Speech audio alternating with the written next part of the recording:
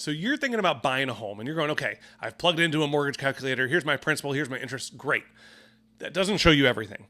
In a transaction, there's going to be a lot of different fees. You always hear about closing costs and title fees and all these different things. I'm going to break that down a little bit in a video today so that way you can understand kind of what you're looking to pay for and what to expect when you're buying a house.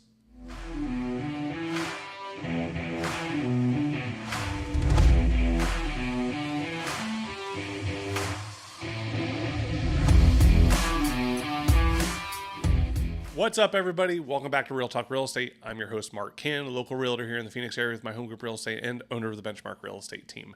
As always, guys, this is a podcast format here to be real with you. That's why it's called Real Talk Real Estate, because I'm just trying to give you accurate information so that way you can make the best decisions possible. So today, we're talking through, last week I did something on sellers and what kind of fees are you paying. Hopefully that was helpful. Today I'm going to do buyers. We're going to talk about, all right, you're thinking about buying a home in Arizona. Well, what are you going to be paying for? Because a lot of times when you pull up mortgage calculators, you're seeing, oh, look, that's my mortgage principal and then my interest. Great. There are other things you're going to be paying for. So we're going to talk through some of that today, because in a real estate transaction, buyers pay more fees than sellers because you've got your loan, you've got your title, you've got all these different things. So I'm going to talk through those today so that way you can see them, and I'm going to break it down. I've got a resource at the end. Like if you want that, I can actually email it to you as well. So let me know. I'll put some links in the description if you want to click on it just to download it and whatnot. But yeah, so let's dig into it. So this is a screencast today. Let me move myself over here. Don't need to see my big ugly face the whole time. So thanks to Magnus Title for their app, which allows me to estimate a lot of stuff. And just realize these are estimates. These aren't exact numbers. Everyone's situation is going to be different depending on where you're buying. Taxes are different. There's all these different things. So these are estimates. Just realize that. So I'm going to go off of the median household, here in Phoenix, which is about $450,000. So that's what I'm going to go off of. I'm going to say you're putting a 5% down payment. So we're doing a conventional loan. So just realize if you do like an FHA loan, there's going to be some more fees with that. And I can show you that actually after we do the conventional so you can see the difference.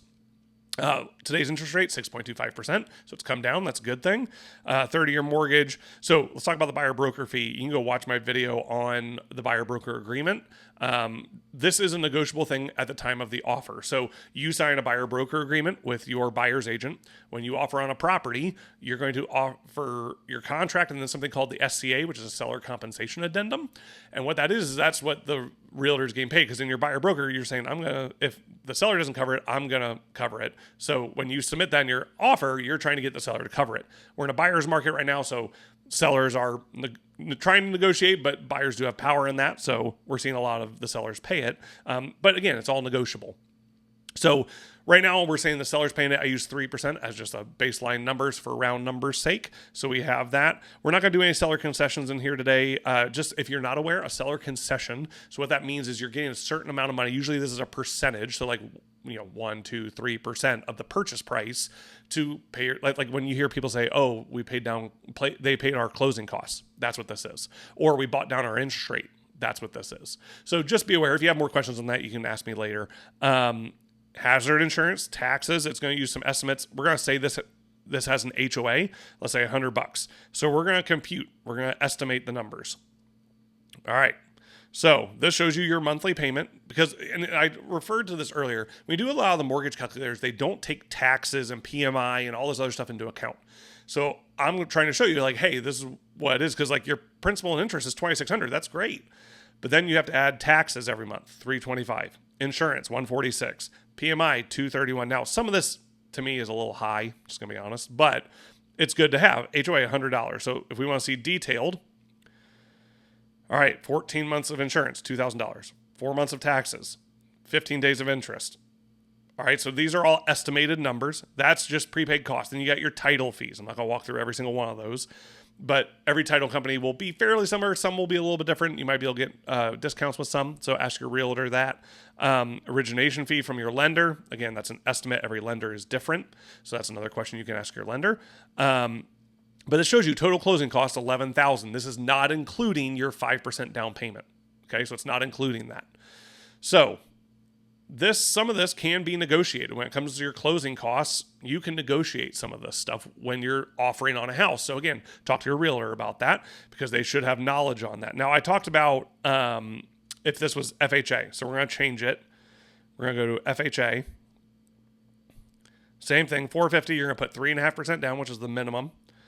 That interest rate is 5.875%. People go, oh, it's a lower interest rate. That's great. Yeah, but there's more fees. It kind of balances out.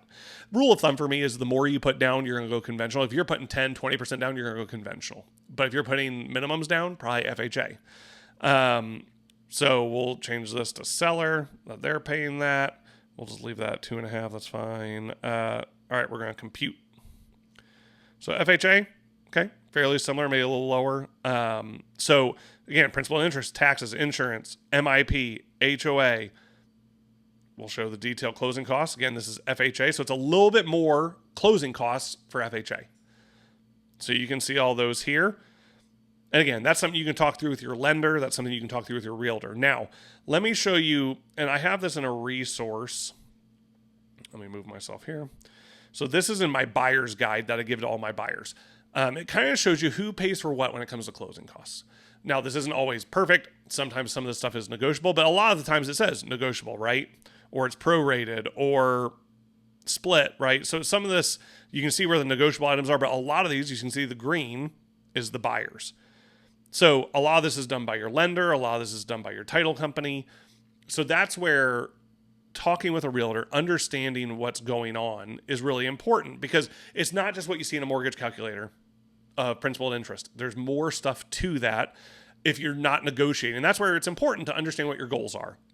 When I sit down with people, okay, what are your goals? Are we trying to get your closing costs covered? Are we trying to lower your interest rate? Like, what are the goals? That's what I ask people when I sit down with them and do a buyer consult. So if you're thinking about buying here in Phoenix, I'd love to talk with you. My number's right here. I hope you'll reach out. Love to take you to coffee, sit down and talk about your goals. I work real estate through relationships.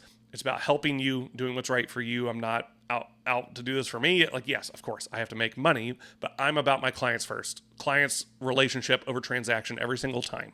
That's the way I operate. I want to sit down and help people achieve their goals. And if we can't, all right, let's set a timeline. Let's get this together. Let's set a plan up. That's the way I operate. Guys, I hope you'll reach out. You've listened to Real Talk Real Estate. I'll catch you next time.